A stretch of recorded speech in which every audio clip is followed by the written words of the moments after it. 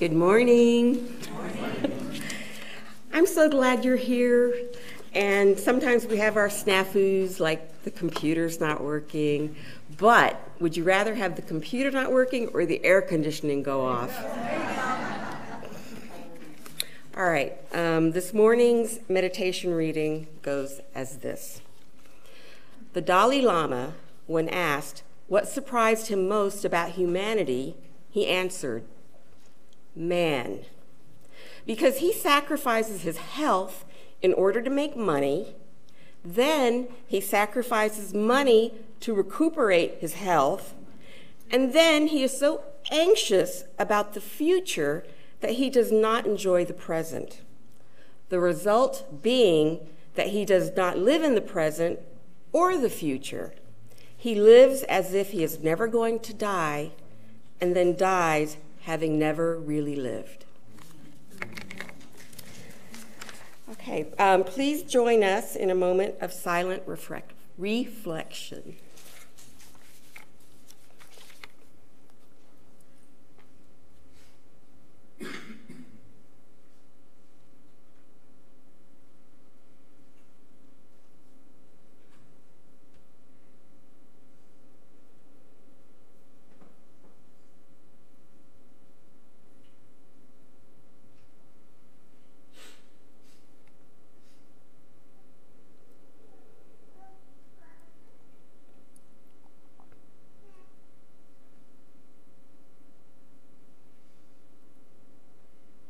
Okay, Joe, take it away.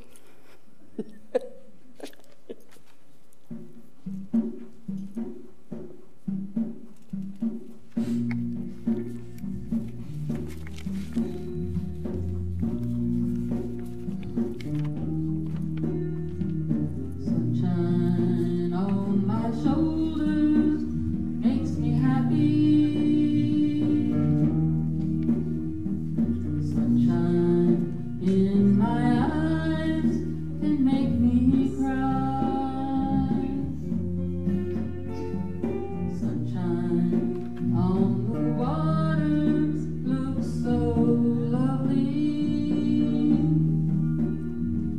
Sunshine almost always makes me high. If I had a day that I could give you, I'd give to you a day just like today. If I had a song that I could sing for you, I'd sing a song to make you feel this way.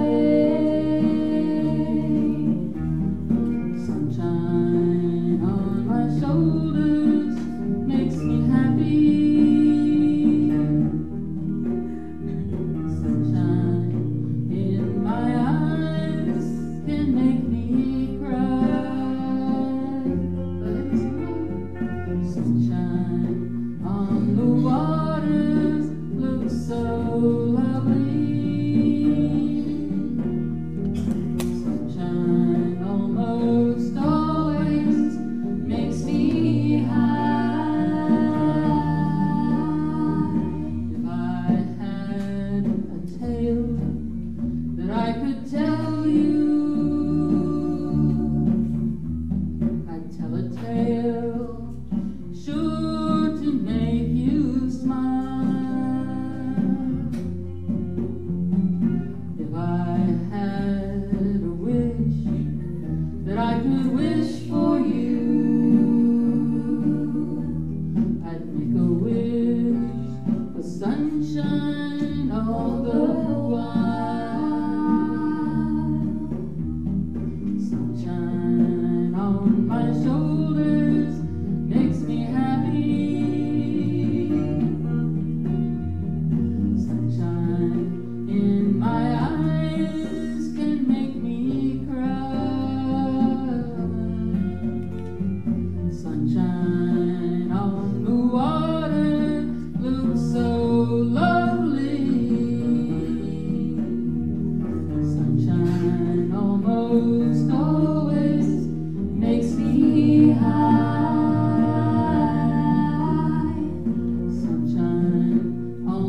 almost all the time makes me high. Sunshine almost always makes me high.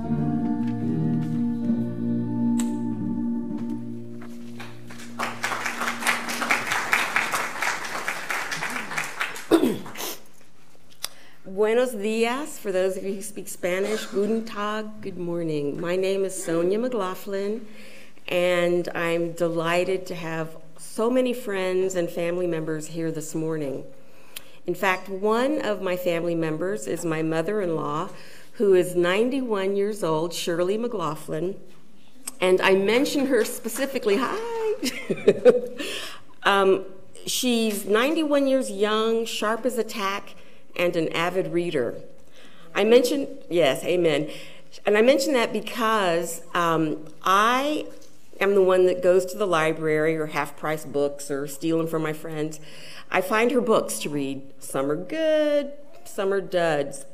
But I went to the library and I saw this book and I thought, oh, this is pretty interesting. And I took it to her hoping that she'd like it. Well, after she read it, Shirley said to me, that was the best book I ever read. Wow. That scored me some daughter-in-law points. Amen. The book begins by describing a very tough family situation that a young boy had to deal with. He had an alcoholic father who would go off on binges and not be home for periods of a time.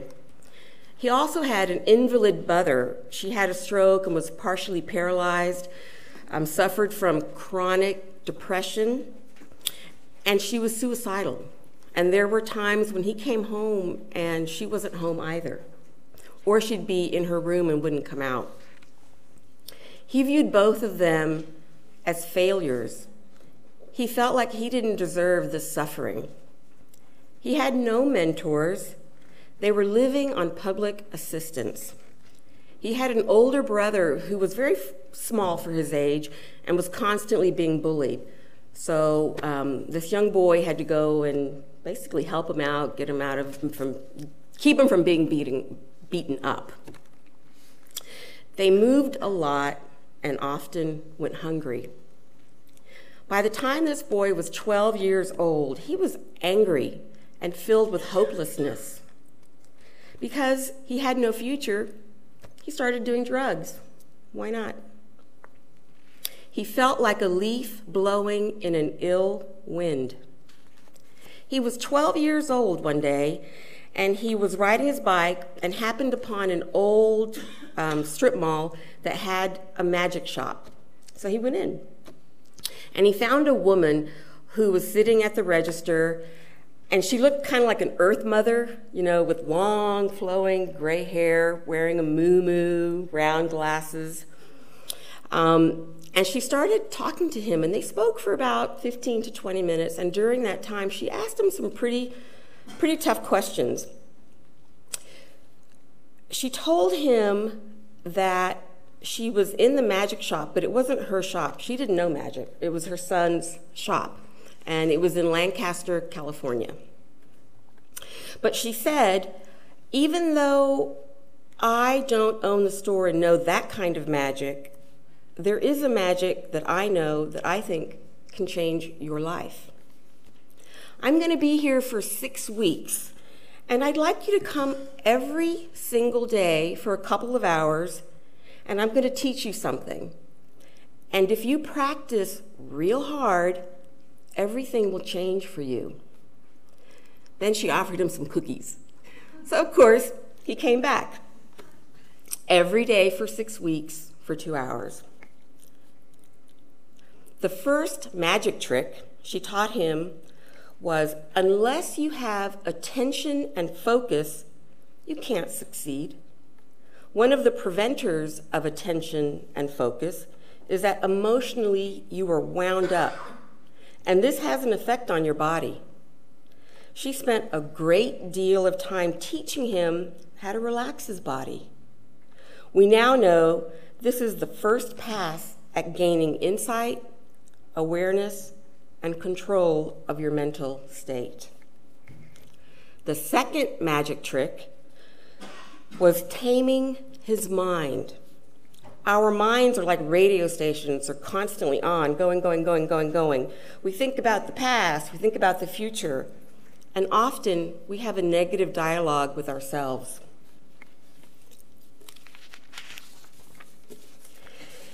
It is the ability to change the conversation in our heads to one of negativity to one of self-affirmation, which has a huge positive effect on your brain and on your health. It allows you to no longer have an emotional response to a situation and be able to more thoughtfully think through interactions. The outcome is much better. The third trick was opening the heart, looking at people in a different way. Imagine giving compassion and unconditional love to a stranger. How about giving it to someone you don't like? Most of us try to project our best selves to others. But if you don't share part of your humanity with others, your suffering, how you've hurt others, your frailness, you cannot connect authentically. This authentic connection empowers you to be the best self and have true relationships. This would end up being the trick that Dr. Doty, the author of the book, didn't master, and led him to be very rich, but very miserable.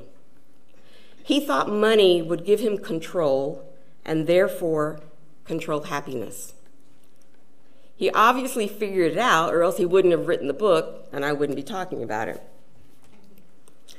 The fourth trick was the clarity of intention, visualizing success, which allows you to ultimately achieve your goals. Here's what the 12-year-old boy told Ruth, the woman in the magic shop, what he wanted to achieve, what he wanted to wish for. 12 years old. Remember his background. Don't get evicted. Go on a date with Chris, the boy, he's 12. Go to college. Be a doctor. Have $1 million, a Rolex, a Porsche, a mansion, an island, and finally, just success. The book outlines all of the techniques or tricks, and I won't go into how he achieved them. I'll let you read the book. Or you can go online and actually listen to the techniques. Indeed, last night, Richard and I tried the first one, how to relax your body. Richard almost fell asleep, so it works. Now, having said that, he was 12 at the time that he learned all of this and practiced. Let me tell you his current biography. Dr. Doty is a professor in the Department of Neurosurgery at Stanford University and the director of the Center for Compassion and Altruism Research and Education at Stanford Medical School, of which the Dalai Lama was a founding benefactor. Pretty cool. At this center, he collaborates with scientists from various disciplines, examining the neurobasis for compassion and altruism. I'm not going to put you on the spot and ask you, or Richard, what altruism is. Thanks for the happy dance, by the way. Anyways, altruism is the practice of unselfish concern for the welfare of others. Dr. Doty is also a mentor, inventor, and philanthropist who has funded health clinics throughout the world and has endorsed scholarships and chairs at multiple universities. He serves on the board of a number of nonprofits, including the Charter for Compassion International and the Dalai Lama Foundation. He sounds like a Unitarian to me, but he does actually say he's an atheist. All right, well, he personally goes by what he calls the alphabet of the heart. And it's not something that's A through Z. Indeed, it's C through L, and I'd like to share that with you. And while I'm describing these alphabets of the heart, I want you to think about how these play a role in your own life, okay? C for compassion. Compassion is the recognition of the suffering of another with a desire to alleviate that suffering. Yet to be compassionate to another, you must be compassionate to yourself. Many people beat themselves up being hypercritical, not allowing themselves to enjoy the same kindness that others might give them or they might offer to somebody else. And it's only until you truly are kind to yourself and only until you, and only until one is truly kind to oneself, giving love and kindness to others is often possible. D for dignity. Dignity is something innate in every person. It deserves to be acknowledged and recognized. So often we make judgments about someone because how they look, how they talk, how they behave, and many times such judgments are negative and wrong. We have to look at another person and think, they are just like me. They want what I want. I want to be happy. When we look at others and see ourselves, we want to connect and help. E for equanimity. Equanimity is to have an evenness of temperament even during difficult times, right? Richard's going, Sonia, practice what you preach. Equanimity is for the good times and the bad times, because even during good times, there is a tendency to try to maintain or hold that feeling of elation through drugs, sex, rock and roll, whatever. But trying to hold on to the good distracts us from being present in the moment, just as trying to flee from the bad does. Grasping at that feeling of elation is not realistic. It's not possible and only leads to disappointment. All such ups and downs are transient. Keeping an evenness of temperament allows for clarity of mind and intention. F for forgiveness. Forgiveness is one of the greatest gifts we can give one another. It is also one of the greatest gifts we can give to ourselves. Many have used the analogy that holding anger or hostility against another you feel has wronged you is like drinking poison and hoping it kills the other person. It doesn't work. It poisons your outlook on the world. Ultimately, it makes you the prisoner in a jail where you hold the key, yet won't unlock the door. The reality is that each of us in our lives has wronged others. We are frail, fragile beings who at various times in our lives have not lived up to our ideal and have injured or hurt another. G for gratitude. Gratitude is the recognition of the blessing that is your life. Even with all its pain and suffering, it takes little effort to see how so many in the world are suffering and in pain. People whose circumstances allow little hope for a better life. Too often, especially in our Western society, we look at each other and feel jealous and envious. Simply taking a few moments to have gratitude has an enormous effect on your mental attitude. You suddenly recognize how blessed you are. H for humility. Humility is an attitude that for many of us is hard to practice. Who am I thinking? Who comes to mind? Last name ends with a T. We have pride about who we are and what we have accomplished. We want to tell and show others how important we are, how much better we are than someone else. The reality is that such feelings are actually a statement of our own insecurities. We are searching for acknowledgement of worth outside ourselves. Yet doing so separates us from others. It's like being put in solitary confinement, and it's a lonely, lonely place to be. It is only when we recognize that, like us, every person has positive and negative attributes, and only when we look at one another as equals, that is when we can truly connect. It is that connection of common humanity that frees us to open our heart and care unconditionally, to look at another as an equal. I for integrity. Integrity requires intention.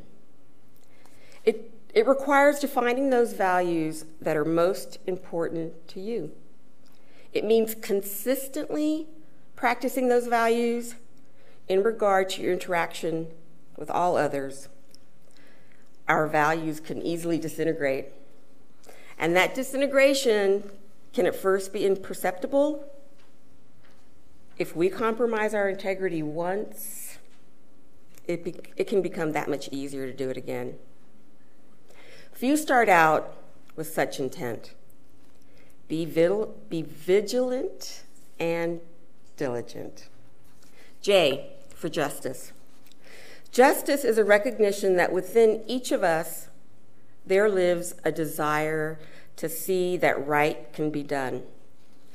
It's easier when we have resources and privilege to have justice. Yet we need to guard justice for the weak and the vulnerable. It is our responsibility to seek justice to the vulnerable, for the vulnerable, to care for the weak, to give to the poor. That is what defines our society and our humanity and gives meaning to one's life, and it defines Unitarian Universalism. K for kindness. It is a concern for others and is often thought of as the active component of compassion, a desire to see others cared for with no desire for personal benefit or recognition. The extraordinary thing is that research is now finding that your act of kindness actually benefits you and the other person. The act of kindness ripples out and makes it more likely that your friends and those around you will be kinder. It's a social contagion that puts our society right, and ultimately kindness returns back to us in the good feelings it generates and how others treat us with kindness. Finally, L for love. When given freely, love changes everyone and everything. It is love that contains all virtues. It is love that heals all wounds. Ultimately, it's not our technology or our medicine, but love that heals us. And it is love that holds our humanity. In conclusion, it's not the events in our lives that are the problem. It is how we react to them. It is us who gives power to those events, either to help us or to hinder us. Thank you.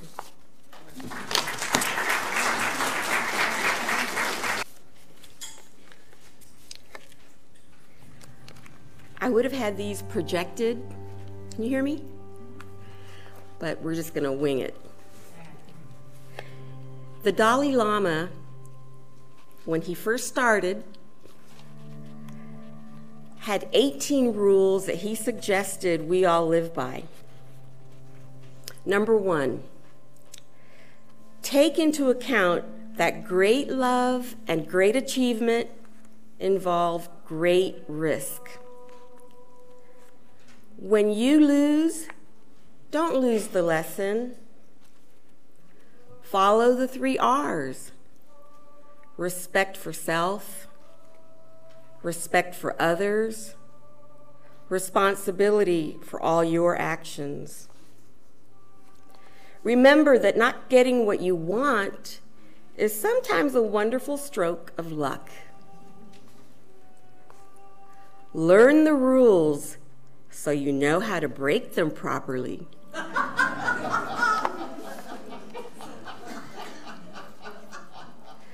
Don't let a little dispute injure a great friendship. When you realize you've made a mistake, take immediate steps to correct it. Spend time alone every day. Open your arms to change, but don't let go of your values.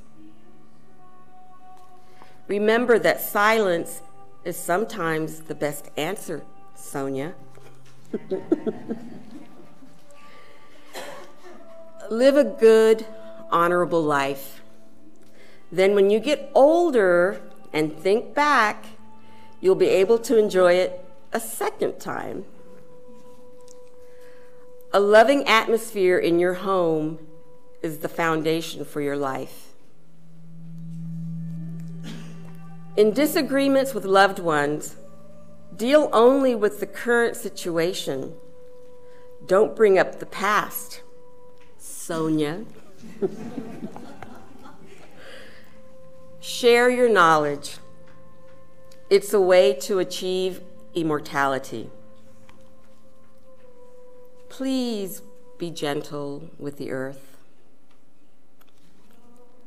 Once a year, go somewhere you've never been before, Richard. Remember that the best relationship is one which your love for each other exceeds your need for each other. And finally, judge your success by what you had to give up in order to get it. Thank you.